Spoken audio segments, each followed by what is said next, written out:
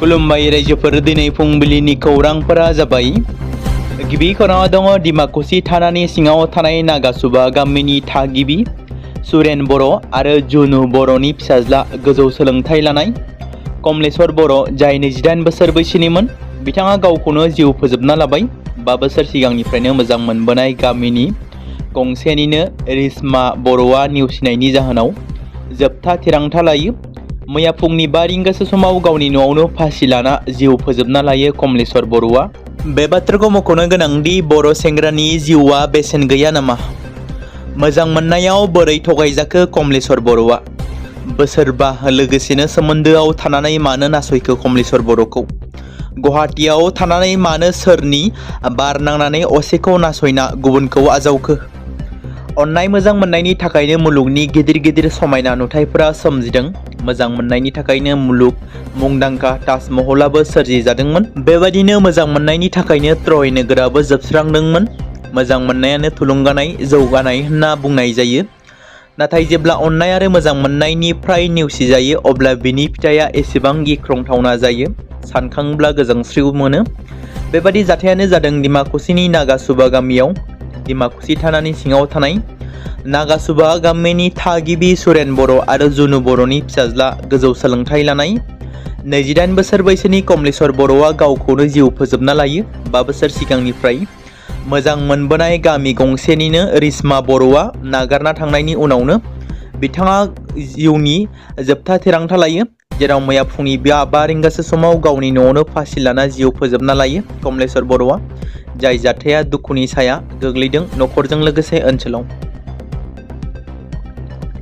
गेजेर सानजायाव सोलिबाय थानाय दावहानि थासारिनि जाहोनाव थांनाय माखासे दान सिगांनिफ्राय एबा माखासे साननिफ्राय भारतआव ओंखाम संग्रा गेसनि थाखाय बाहायगिरिफ्रा गोबां जिंगायाव गोग्लैदों। गेस सिलिन्डारनि आंखाल आरो गोबां बेसेन बांनायनि जाउनाव गोबां संग्रा गेसनि बायग्राफ्रा एबा बाहायगिरिफ्रा ओंखाम संग्रा गेसनि सिलिन्डारनि थाखाय जुजिगासिनो दं।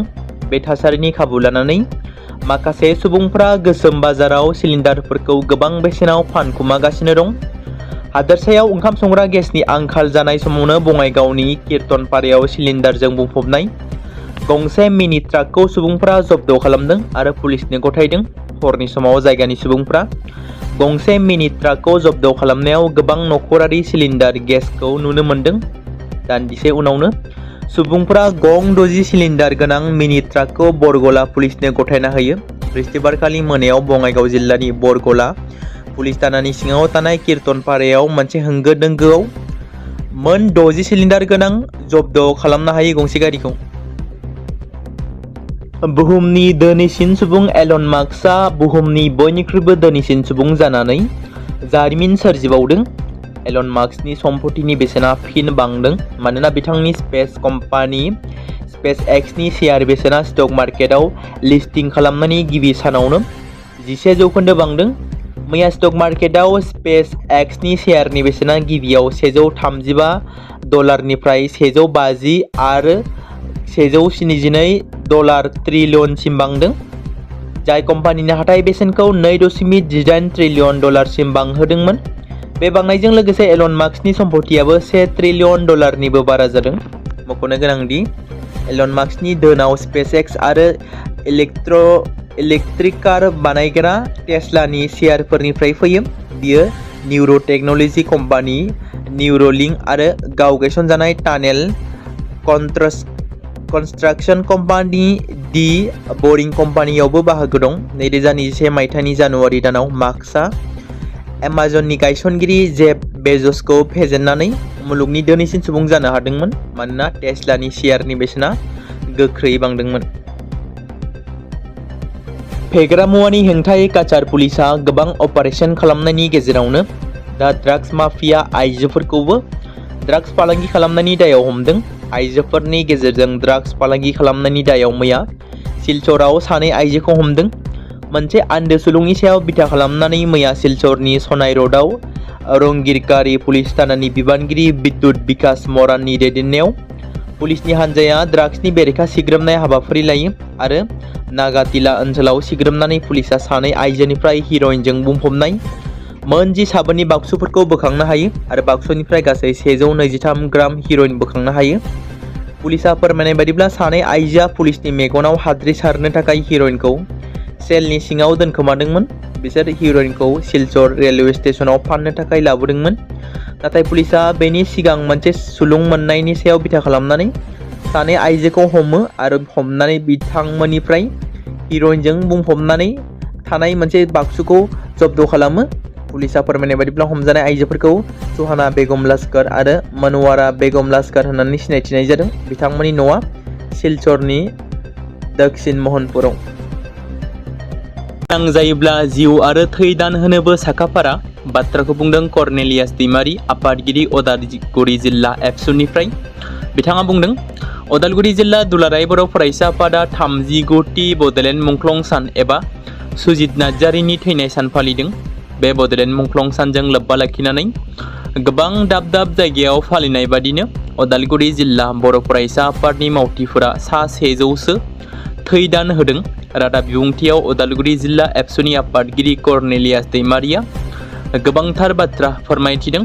मख'जाथावदि दिनै 39थि बड'लेण्ड मुंख्लं सान उदालगुरि जिल्ला एबसुनि बानजायनायाव थै दान होनाय हाबाफारियाव आलादा रायजो बड'लेण्ड सुबुं सोमावसारनायनि गिबि मुंख्लं सुजित नार्जारिनि 39थि थैनाय सानजों एबा बे सानजों लोब्बा लाखिनानै आरो बड'लेण्ड मुंख्लं सान फालिथायजों लोब्बा लाखिनानै सा 100निबो बांसिन एबसुनि मावथिफ्रा गावनि बेसेन गोसा थैखौ दान होदों। बेराफारसेथिं बे थै दान होनाय हाबाफारियावनो एबसुनि बारग' आफादगिरि दिपेन बर' बिथाङाबो बाहागो लानानै गावनि बेसेन गोसा थैखौ दान होदों। डिफेन्सआव साख्रि मावनो गोसो गुदुं लाइमोनफोरनि थाखाय मोनसे मोजां खौरां। आसाम फिजिकेल एकाडेमि हाब्रुबिला लानानै फैदों मोनसे मोजां खौरां। गसाइगाव महकुमानि हाब्रुबिलाव थानाय आसाम फिजिकेल एकाडेमिया लानानै फैदों मोनसे गेदेरथार खौरां। जाय लाइमोनफोरा डिफेन्सआव साख्रि मावनो गोसो बेबायदि लाइमोनफोरा आसाम फिजिकेल एकाडेमि हाब्रुबिलाव सोलोंथाइ लानानै गावनि सिमांखौ मोगथां महर होनो हागोन। बे एकाडेमियाव खम बेसेनावनो मोजां जानाय आरो थानायजों सुबिदा मोननो हागोन। लोगोसे देहायारि आरो लिरनाय फरायनायनि थाखायबो मोजां फोरोंगिरिफोरनि फोरोंथायनि सुबिदाखौ लानो हागोन। बेनिखायनो जाय लाइमोनफोरा न'आव ओरैनो थायालासे आसाम फिजिकेल एकाडेमि हाब्रुबिलाव सोलोंथाइ लानो गोसो बिथांमोना 9685494924 जानबुं नम्बराव जगाजग खालामदो आरो लोगोसे गावखौ डिफेन्सआव साख्रि मावनो थाखाय साखाफारा जादोंब्ला नोंथांमोना थाबैनो कन्टेक्ट खालामनांगोन। क'क्राझार मक्रापारायाव गोदानै लुफुंनाय मुंख्लं सुजित नार्जारि गोसोखां मिरुखौ दिनै बेखेवबाय। क'क्राझाराव 39थि बड'लेण्ड मुंख्लं सान फालिनायजों लोगोसे गोदानै लुफुंजानाय मुंख्लं सुजित नार्जारि गोसोखां मिरुखौ बेखेवो। खोला क'क्राझार दख'रा दुलाराय बर' फरायसा आफाद लोगोसे 39थि बड'लेण्ड मुंख्लं सान फालिथाय आफादनि जथाय बानजायनायाव दिनै 12 जुन खालारखालि बड'लेण्ड सोमावसारनायनि गिबि मुंख्लं जाजेनगिरि सुजित नार्जारिनि 39थि मुंख्लं सानखौ क'क्राझार मक्रापारायाव गोदानै लुफुंजानाय मुंख्लं सुजित नार्जारि गोसोखां मिरुआव खुंफुङो। हाबाफारि बादियै फुंबिलि समाव गोदानै लुफुंजानाय मुंख्लं सुजित नार्जारि मिरुनि गाहाय हाबग्रा दरखंखौ बेखेवजेनना होयो बिटिसिनि एमसिएलए दनेश्वर गयारिया। लोगोसे दुलाराय बर' फरायसा आफादनि फिरफिलाखौ बिरहोयो आफादगिरि खोरोमदाव औवारिया आरो मुंख्लं सुजित नार्जारिनि आबुं मुसुखाखौ बेखेवना होयो हाबाफारिनि गाहाय आलासि बिटिसिनि लेङाइ गाहाय खुंगिरि रिहन दैमारि बिथाङा। बेनि अनगायैबो बिफां गायनाय गोजोननि फारु बिरहोनाय आरो मुंख्लं सुजित नार्जारिनि जिउ जारिमिननि बिजाब बेखेवनायाबो जानानै थाङो। फिन आरोबाव एभिक्सन खालामदों दरं जिल्लायाव। जों मिथिगौ आसामाव आयेन बेरेखायै दखल खालामनानै थाग्रा मुसलमान एबा माइनरिटि सुबुंफोरखौ आरोबाव एभिक्सन खालामगोन होननानै गिबि मन्थ्रिया खोथा होखानाय बादियै बावैसो सिगां कामरुप जिल्ला आरो बेनि उनाव दरं जिल्लायाव एभिक्सन खालामदों। बेनि उनाव आरोबाव आसामाव गोबां जायगायाव एभिक्सन खालामनो थियारि खालामदों होनना बे समाव मिथिनो मोनबावनाय जादों। गिबि मन्थ्रि डक्टर हिमन्त बिश्व शर्माया आसामाव गोदान सोरखार दाबावनाय लोगो लोगोनो आयेन बेरेखायै दखल खालामग्राफोरखौ थामहिनबा दखल खालामनानै थानाय गासैखौबो एभिक्सन खालामनाय जागोन होनना खोथा बुंदोंमोन। बेबादिनो बुंनाय लेखायै खामानिखौ मावदों। बेराफारसेथिं बे बिथिंखौ नोजोर बोनानै नायोब्ला फैबाय थानाय समफोराव बिटिसियावबो एभिक्सन खालामगोन नामा? बेबाराव बर' एबा ट्राइबेलफोरबो एबा बर' एबा ट्राइबेलफोरखौबो एभिक्सन खालामगोन नामा? बे मोनसे गेदेर सोंथि जानानै फैदों। मख'जाथावदि बिटिसियावबो गोबां माइनरिटि सुबुंफोरा बर' जायगा एबा 6 सिडुल ओनसोलाव हा आवग्रिनानै दं। बिसोरखौ जुदि एबेक्सन खालामनाय जायोब्ला बर' एबा ट्राइबेलफोराबो होखार जानो हागौ। बेराफारसेथिं BTC आव माइनरिटि हारिनि सुबुंफोरखौ एबेक्सन खालामनांगौनि दाबिजों थांनाय माखासे दान सिगांनिफ्रायनो BTC सोरखार आरो हाग्रा बिफानखौ खावलायबोबाय थादों, आर'जलाइ गथायबोदों। BTC हाग्रा बिफाननो एबेक्सन खालामनांगौनि थाखाय बड'लेण्ड जनजाति सुरक्षा मन्चनि आफादगिरि दावराव देख्रेब नार्जारिया।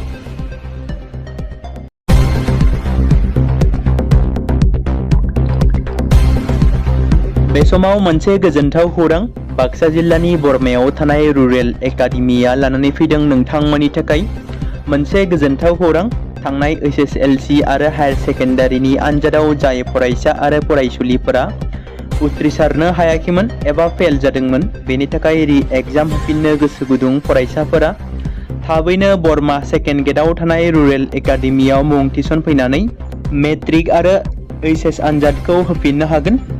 बेनि अनगायैबो जाय फरायसाफोरा थांनाय मेट्रिक आरो HS आनजादाव नांगौ बादि जौखोन्दो एबा मार्क्स लानानै उथ्रिसारनो हायाखैमोन, बिथांमोनाबो बे रुरेल एकाडेमियाव एडमिशन खालामफैनानै मार्क्स इमप्रुभमेन्ट खालामनो हागोन।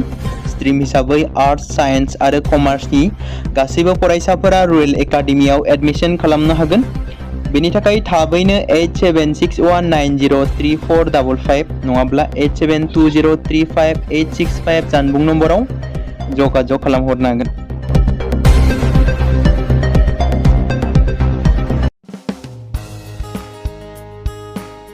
बे समाव मोनसे गोनां फोसावथाय बर' सावथुन नायनानै मोजां मोनग्रा गासै बर' रायजो राजाफोरनि गेजेराव लानानै फैदों मोनसे बर'नि OTT प्लेटफर्म गोनां, जाय प्लेटफर्मनि गेजेरजों नोंथांमोना बर'नि गोदान गोजाम सावथुनफोरखौ नुनो मोनगोन।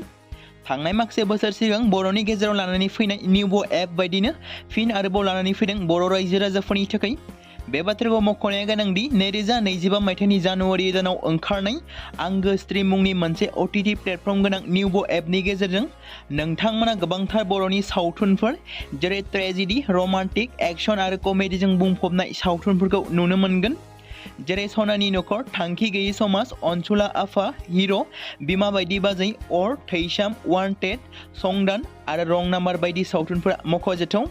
बेफोर सावथुनफोरखौ नायनो थाखाय नोंथांमोना गिबियावनो आंगो स्ट्रिम एपखौ गाव गावनि मबाइलाव थानाय प्ले स्ट'रनिफ्राय डाउनल'ड खालामनानै लोगोसे इनस्टल खालामनानै गावनि मबाइल नाम्बारजों लगइन खालामनानै लाग्रोनांगोन। बेनि उनाव नोंथांमोना गोबांथार नुनो मोनै सावथुनफोरखौ गुगोल पे, फन पे आरो पेटिएमजों रं नाम्बार सावथुनखौ नायनो थाखाय 60 रां आरो संदान सावथुनखौ नायनो थाखाय 80 रां, वान्टेड सावथुनखौ नायनो थाखाय 60 रां, थैसाम सावथुनखौ नायनो थाखाय 60 रां बेबायदिनो गोबांथार नुनो मोनै सावथुनफोरखौ नायनो थाखाय सुबिदा खालामनानै होदों आंगो स्ट्रिम प्लेटफर्मा। फिन नोंथांमोननि गेजेराव फोरमायबावनो लादों बर' सावथुन नायनानै मोजां मोनग्रा गासै बर' रायजो राजाफोरनि गेजेराव लानानै फैदों मोनसे बर'नि OTT प्लेटफर्म गोनां, जाय प्लेटफर्मनि गेजेरजों नोंथांमोना बर'नि नुनो मोनै सावथुनफोर जेराव गोदान गोजाम सावथुनफोरखौ नुनो मोनगोन।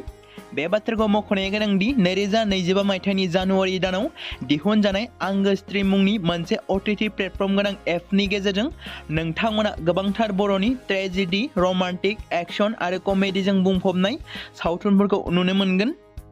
जेरै रं नाम्बार, संदान, वान्टेड, थैसाम, अर, बिमा बायदि बाजै, हिर', अनसुला आफा, थांखि गैयै समाज, सनानि नखर बायदि बायदि सावथुनफ्रा मख'जाथाव। बेफोर सावथुनफोरखौ नायनो थाखाय नोंथांमोना गिबियावनो आंगो स्ट्रिम एपखौ गाव गावनि मबाइलाव थाखानाय प्ले स्ट'रनिफ्राय इनस्टल खालामनानै गावनि मबाइल नाम्बारजों लगइन खालामखांनायनि उनाव नोंथांमोना गोबांथार नुनो मोनै सावथुनफोरखौ गुगोल पे, फन पे आरो पेटिएमजों रं नाम्बार सावथुनखौ नायनो थाखाय 60 रां, संदान सावथुनखौ नायनो थाखाय 80 रां, वान्टेड सावथुनखौ नायनो थाखाय 60 रां, थैसाम सावथुनखौ नायनो थाखाय 60 रां बेफोरबायदिनो अर सावथुनखौ नायनो थाखाय 60 रां पे खालामनांगोन। बेबायदिनो गोबांथार नुनो मोनै बर' सावथुनफोरखौ नायनो थाखाय सुबिदा खालामनानै होदों आंगो स्ट्रिम प्लेटफर्मा। बे समाव मोनसे गोजोनथाव खौरां BTC हालामनि रायजो राजाफोरनि थाखाय मोनसे गोनां फोसावथाय। क'क्राझार जिल्लानि सिङाव थानाय बड'लेण्ड एकाडेमि सिनियर सेकेन्डारि स्कुला लानानै फैदों गोजोनथाव खौरां। बड'लेण्ड एकाडेमि सिनियर सेकेन्डारि स्कुला 2026 आरो 2027 सोलोंथाइ बोसोरनि थाखाय लानानै फैदों नार्सारिनिफ्राय लानानै थाखो 9 सिम फरायसा आरो फरायसुलिफोरनि गुन गोनां सोलोंथाइनि थाखाय खम बेसेनावनो गोदानै मुं थिसननायनि खाबुखौ होगासिनो दं।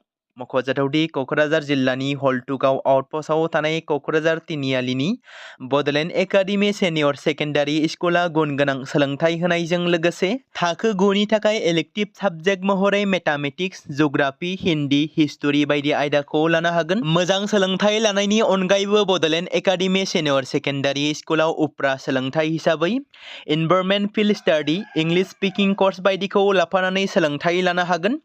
बेनि अनगायैबो गोजान लामा हान्थिनानै फरायग्रा फरायसा फरायसुलिफोरनि थाखाय आलादा आलादायै मोजां हस्टेलाव थानानै फरायनो हानायनि खाबुफोर होनाय जादों। बेनि थाखाय नोंथांमोना आबुङै मिथिबावनो थाखाय एबा थोंजोङै फोनांजाब खालामहर 9101 488 399 जानबुं नम्बराव।